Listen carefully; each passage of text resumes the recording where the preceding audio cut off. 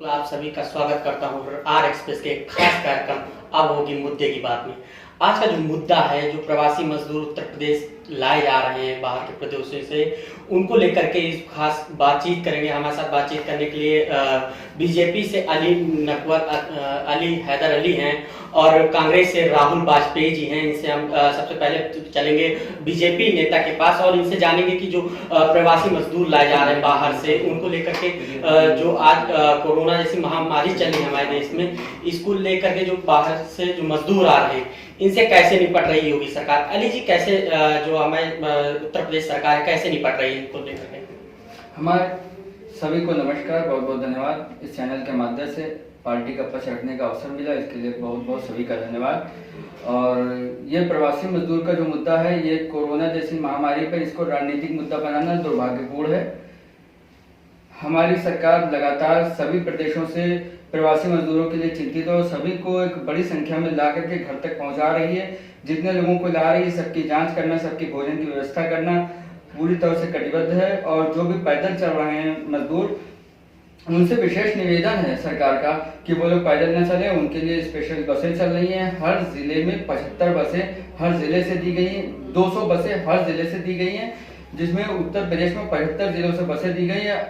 75 गुणे 200 equal to 15,000 बसें उत्तर प्रदेश में लगी हुई हैं, जो प्रवासी मजदूरों को लाने का काम कर रही है। इसके अतिरिक्त 1600 ट्रेनें भारत सरकार द्वारा दी गई हैं, जिसमें 800 ट्रेनें उत्तर प्रदेश को दी गई हैं, जिसमें प्रवासी मजदूरों को लाने का कार्य चल रहा है। उन प्रवासी मजदूरों को जो बसों के माध्यम से लाया जा रहा है, उसके लिए हमारी प्रदेश सरकार निःशुल्क व्यवस्था किए हुए है। राहुल जी, क्या कहेंगे जिस प्रकार के मजदूर लाए जा रहे हैं और बाकायदा उनको घरों तक पहुंचाया जा रहा है? अपने भाई साथी ने बताया, बीजेपी के नेता ने अपना प्रश्न, क्या कहेंगे इसके आप? धन्यवाद, नमस्कार सभी को। जैसा हमारे साथी ने बताया कि उत्तर प्रदेश सरकार यहाँ बसों का इंतजाम कर रखी है, ट्रेनों का इंतजाम कर रखी है बीजेपी सरकार ने, लेकिन मैं अपने साथी से पूछना चाहता हूँ, क्या ये जो बोल रहे हैं, क्या उस धरातल में कहीं इस चीज सच्चाई है? अगर बसों का इंतजाम या ट्रेनों का इंतजाम सरकार ने पर्याप्त मात्रा में की होती, तो क्या जो मजदूर बेचारे सड़क पर पैदल चल रहे हैं वो आपको दिखते? क्या कोई मजदूर पैदल चलना चाहता है? आप बताइए, क्या कोई खुशी से अपनी पैदल चलना चाहता है? नहीं, वो मजबूरी में पैदल चल रहा है। जब उसको साधन नहीं मिल पा रहा है तब वो चल रहा है, जब उसको ट्रेनों में जगह नहीं मिल पा रही है तब वो रेल की पटरियों पे चल रहा है। इसका जवाब तो इनको स्वतः ऐसे ही मिल जाता है कि अगर किसी के पास सुविधा हो तो वो पैदल नहीं चलेगा। रही बात दूसरी कि ये बताते हैं कि सारी व्यवस्था की गई है। अभी कुछ दिन पहले रोडवेज के कर्मचारी यहाँ बसें चलती हैं। उत्तर प्रदेश सरकार की इतनी अच्छी व्यवस्था है कि उत्तर प्रदेश कर्मचारी की संस्था रोडवेज है और रोडवेज के कर्मचारी, ड्राइवर, कंडक्टर, क्लीनर, एक बस में 3 लोग रहते हैं, इनको खाना उपलब्ध नहीं हो पा रहा था। वो लोग संस्थाओं से मदद मांग रहे हैं। संस्था ने जाके वहां रोडवेज की मदद की। संस्था के माध्यम से रोडवेज के कर्मचारी, जो उत्तर प्रदेश सरकार के कर्मचारी, उनको भोजन मिल पा रहा है संस्था के माध्यम से। तो आम मजदूरों को सरकार कहाँ खाना खिला पा रही है? आप इसको तो एक स्वप्न मात्र है केवल। अगर लोगों ने जनता के जो बहुत सारे वॉलंटियर्स हैं जो मदद कर रहे हैं, ना होते तो आपको एक बहुत भयानक, बहुत दर्दनाक दृश्य देखने को मिलता भारत में। नेताजी, आप क्या कहेंगे इस पे? कांग्रेस द्वारा निराधार ब्लेम लगाए जा रहे हैं। भारत उत्तर प्रदेश सरकार सभी परिवारों को निःशुल्क राशन वितरण कर रही है और डीएम के माध्यम से हर जगह पर राशन और भोजन की व्यवस्था है। इसके अतिरिक्त सामाजिक संगठन द्वारा भी बहुत अधिक संख्या में सहयोग हो रहा है, लेकिन सरकार सामाजिक संगठन के सहयोग से ही चलती है और उत्तर प्रदेश के सामाजिक संगठन भी भारतीय जनता पार्टी और देश के साथ है। दुर्भाग्य है कि कांग्रेस तुच्छ मानसिकता की राजनीति करते हुए 1000 बसों की परमिशन के लिए एक लिस्ट दी हमारी उत्तर प्रदेश सरकार माननीय योगी जी को, लेकिन उस लिस्ट में बाइक के नंबर थे, ऑटो के नंबर थे, ट्रक के नंबर थे। ये सिर्फ खाना पूर्ति और जनता को गुमराह करने का काम करती रही है। राहुल गांधी सड़क पर मजदूरों के अगर इतने हिमायती होते तो मजदूरों के लिए नौटंकी करते हैं सड़क पर। अगर कहीं पर भी अगर उनको जरा सी भी फिक्र होती तो 1000 जो लिस्ट दी है बसों की, उसमें सही नंबर होते। ये ऑटो और बाइक के नंबर इन्होंने दे करके जनता को गुमराह करा है। उसी का नतीजा है उत्तर प्रदेश की जनता ने कांग्रेस को मुंहतोड़ जवाब दिया और अब भारत सरकार में भी कांग्रेस को मुंहतोड़ जवाब दिया गया है। रायबरेली और अमेठी में भी उसका रिजल्ट कांग्रेस भुगत चुकी है। फिर भी इस तरीके की राजनीति करने से कांग्रेस बाज नहीं आ रही है और अगर अपना अस्तित्व कांग्रेस बचाना चाहती है, तुच्छ राजनीति को समाप्त कर देश हित में खड़ी हो। जिस तरीके से अन्य दल भाजपा का सहयोग कर रहे हैं, अन्य सामाजिक संगठन भाजपा का सहयोग कर रहे हैं, सब इस कोरोना जैसी महामारी में देश हित में भारतीय जनता पार्टी और भारत सरकार के साथ हैं। विश्व के लिए गर्व की बात है, आज WHO का नेतृत्व हमारे देश का प्रधानमंत्री करने जा रहा है। विश्व गुरु बनने की ओर हमारा भारत अग्रसर है। कोरोना जैसी महामारी को भारत सरकार ने जिस तरीके से निपटा है, जिस तरीके से फेस किया है, और लगातार हमारे देश में कोरोना पीड़ितों को जिस तरीके से सही रिकवर करने का काम हो रहा है और बड़ी संख्या में रिकवर कर रहे हैं। हमारे यहाँ सिर्फ कुछ सुनियोजित तरीके से जमाती और उनके कुछ वोट के लालची लोग सिर्फ भारत सरकार को बदनाम करने के लिए इस तरीके के प्रोपगंडे करते हैं। नकली 1000 बसों का लिस्ट का नाम देकर के बाइक और ऑटो के नंबर देते हैं और इसी तरीके से जमातियों के माध्यम से या देशद्रोहियों के माध्यम से इस तरीके के प्लान करते हैं जिससे भारत सरकार, प्रदेश सरकार और भारत का नाम खराब हो विश्व में। लेकिन विश्व देख रहा है और भारत की ओर बड़ी बेसब्री से देख रहा है। आज विश्व का नेतृत्व तो भारत कर रहा है, इसमें कोई संदेह नहीं है। राहुल क्या कहेंगे जिस प्रकार इन्होंने आरोप लगा रहे हैं कि जो प्रियंका गांधी के द्वारा 1000 बसों की लिस्ट दी गई, उस लिस्ट की जगह जो 2 पहिया वाहन है, 3 पहिया वाहन है और 4 पहिया वाहन, उनके में नंबर थे, बाकायदा जो ड्राइवर थे उनके लाइसेंस मांगे गए, गाड़ी कागज मांगे गए कि 1000 जो बसें होंगी वो उत्तर प्रदेश जाएंगी। लेकिन उसमें जिस प्रकार बता रहे हैं कि बसों के नंबर की बजाय वो मोटरसाइकिल नंबर, क्या कहेंगे कांग्रेस क्या? देखिए, पहले तो मैं अपने साथी की बात, मुझे हंसी भी आ रही है और मैं सोचूं कैसे, ये भी सोच रहा हूँ कि जवाब किस तरह दूं, क्योंकि भाई मुद्दे से हट के हिंदू मुस्लिम में आ गए और भारत पाकिस्तान में चले जाए, जो बीजेपी का मेन आधार है उसी चले जाते हैं। मैं फिर भी जवाब देना चाहता हूँ। मैं सिर्फ बताना चाहता हूँ कि जब महामारी आई पूरे हिंदुस्तान में कांग्रेस पार्टी ने जिस तरह बढ़ चढ़ के हिस्सा लिया, किसी दूसरी राजनीतिक दल का सहयोग नहीं प्राप्त हुआ, ये जनता भी देख रही है। दूसरी बात, प्रियंका जी ने जो 1000 बसों की बात कही, प्रियंका जी ने 1000 बसें अपनी तरफ से देने, कांग्रेस पार्टी की तरफ देने कही, लेकिन प्रियंका जी के जो मनसा अनुसार जो लाखों करोड़ों कार्यकर्ता है, उसने भी अपनी इच्छा जाहिर की कि मैं भी योगदान करना चाहता हूं और उन्हीं के दिशा निर्देश पर वो लोग सड़कों पर उतरे और लोगों की मदद करने लगे। और इसी क्रम में जब बसों का इंतजाम हुआ तो सारे कार्यकर्ताओं ने अपने अपने मोटरसाइकिल, जिसके पास मोटरसाइकिल है उसने अपना भी नाम दे दिया कि मैं भी मदद करूंगा, किसी ने पास गाड़ी है उसने भी अपना गाड़ी का नंबर नोट करा दिया, मैं भी दूंगा। आपको 1000 बसें मिलेंगी, 1000 नहीं 10,000 नंबर मिलेंगे, 1 लाख नंबर मिलेंगे। आप बताइए, सरकार कहे तो मुझे जरूरत है मैं दूं, मुझे जरूरत है मैं दूंगा। प्रियंका गांधी उनके कार्यकर्ता उनको देंगे, उसमें सिर्फ बस ही नहीं, ट्रक, जीप, मोटरसाइकिल जो है सब हम व्यवस्था कराएंगे। हम किसी भी मजदूर को पैदल नहीं चलने देंगे। तो क्या ये नहीं लगता कि जल्दबाजी में प्रियंका गांधी ने वो 1000 की लिस्ट? नहीं, 1000 बसें ज्यादा बसें हैं। लिस्ट जो हुई है जिसने भी जारी की है वो लिस्ट हो सकता है कि आपस में मैच कर गई हो, क्योंकि हमारे पास लिस्ट सिर्फ 1000 की नहीं, 10,000 की लिस्ट है वाहनों की है, क्योंकि उसमें सारे कार्यकर्ता योगदान दे रहे हैं। सारे कार्यकर्ता चाहते हैं कि मैं भी बढ़ चढ़ के हिस्सा लूं, जैसे हम लोग भी लगातार जनता को सेवा कर रहे हैं, खाना खिला रहे हैं, वैसे अलग अलग कार्यकर्ता अपने अपने स्तर पर मदद करना चाह रहा है। ऐसे ही बहुत सारे कार्यकर्ताओं ने अपने अपने निजी वाहनों के भी नंबर दिए हैं, हो सकता है उसमें एक लिस्ट ये भी चली गई हो। यह कोई बड़ा इशू नहीं है। इशू यह है कि हम मदद करना चाहते हैं, हमने लोगों की मदद करने के लिए प्रयास किया। क्या किसी दूसरे दल ने प्रयास किया?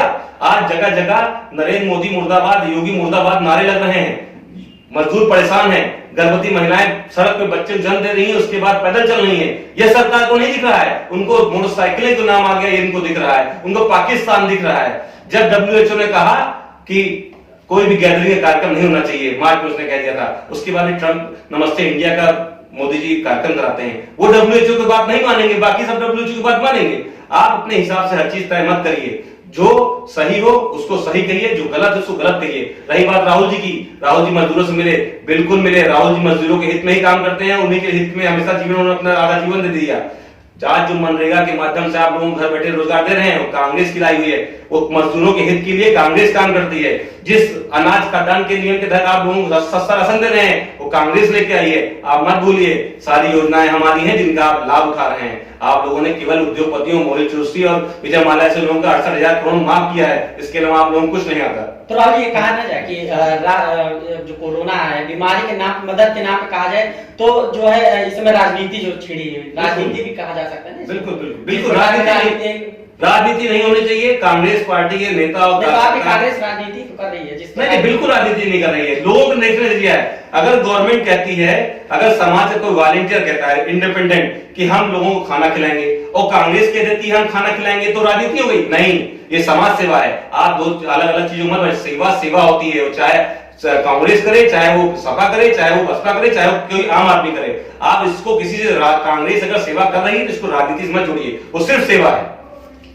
जी हमारे भाई कांग्रेस प्रवक्ता द्वारा लगाया गया ब्लेम कि भाजपा सांप्रदायिक राजनीति करती है, मैं अली हैदर नकवी इसका पुरजोर विरोध करता हूं। भारतीय जनता पार्टी के प्रवक्ता के रूप में बैठा हुआ मैं अली हैदर नकवी एक मुस्लिम समाज से आता हूं और डंके की चोट पे कह सकता हूं कि भारतीय जनता पार्टी ने कभी भी हिंदू मुस्लिम की राजनीति नहीं करी।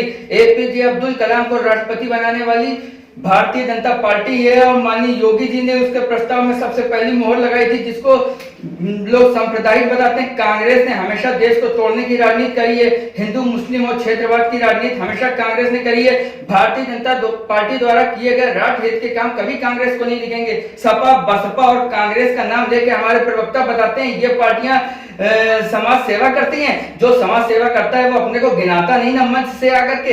ये बताते हैं कि 1000 की जो लिस्ट दी गई है वो जल्दबाजी में दी गई है। जितनी राष्ट्र लेवल की पार्टी, राष्ट्र स्तर की पार्टी जल्दबाजी में बाइक के नंबर दे देती है, 1000 बसों का नाम लेकर के बाइक और ऑटो के नंबर देती है और बताते हैं जल्दबाजी में। जो पार्टी अगर 1000 बसों के नंबर सही से नहीं दे सकती है वो देश को क्या चलाएगी? इसी का रिजल्ट है कि जनता ने इसको नकारा है।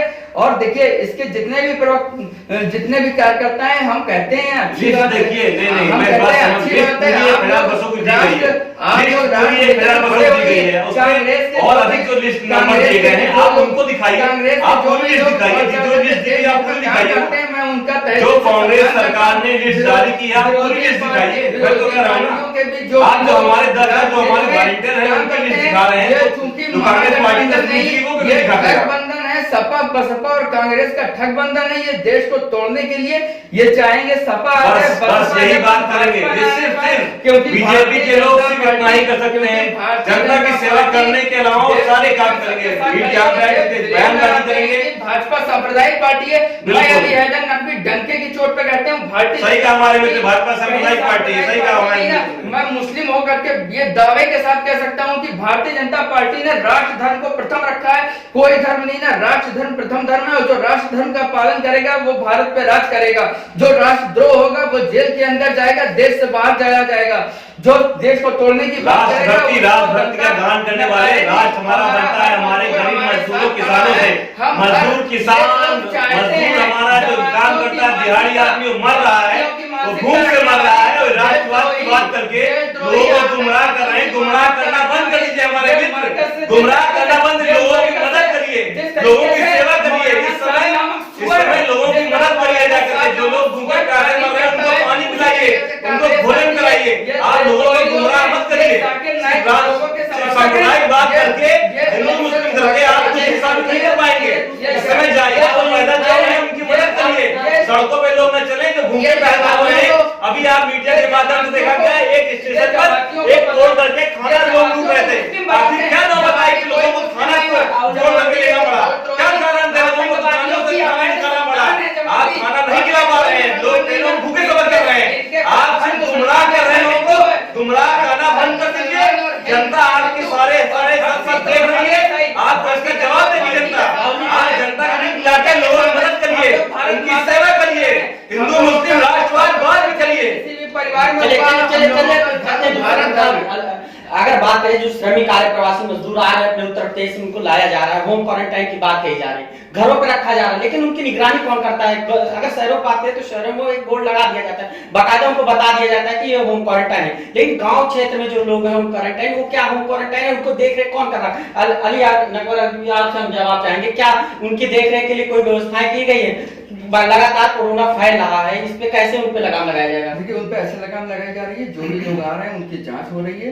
उनकी जांच होने के बाद जिन लोगों में भी ऐसे सिम्टम्स पाए जा रहे हैं, जांच कर दी गई, उनको होम क्वारंटाइन कर दिया गया, लेकिन निगरानी कौन कर रहा है? संक्रमण है या ऐसे लक्षण पाए जाते हैं उनको क्वारंटीन किया जाता है, और जो जिनके अंदर लक्षण नहीं ना उनको एकलवास में उनके आवास पर ही रख दिया जाता है ताकि उन्हें कष्ट ना हो। उनके लिए उनका लोकल प्रशासन उनकी समय समय पर निगरानी करता है।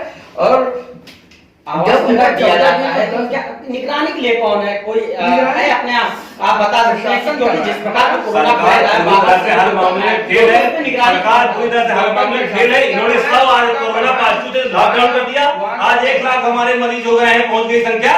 तो ये पूरा देश खोल दिया गया है। ना ही इनके पास कोई सेटअप है, ना ही कोई ढांचा है, ना ही कोई तैयारी है। केवल ये लोग बेवकूफ बना रहे जनता को। और इनके पास तो लोग आ रहे हैं गांव बाहर से, वो घूम रहे हैं, उनके ऊपर कोई निगरानी है ना, उनके रखने की कोई व्यवस्था की गई है। केवल ये लोग जनता को बेवकूफ बना रहे हैं। जनता देख रही है, इसका जवाब इनको आगामी चुनाव में दिखेगा।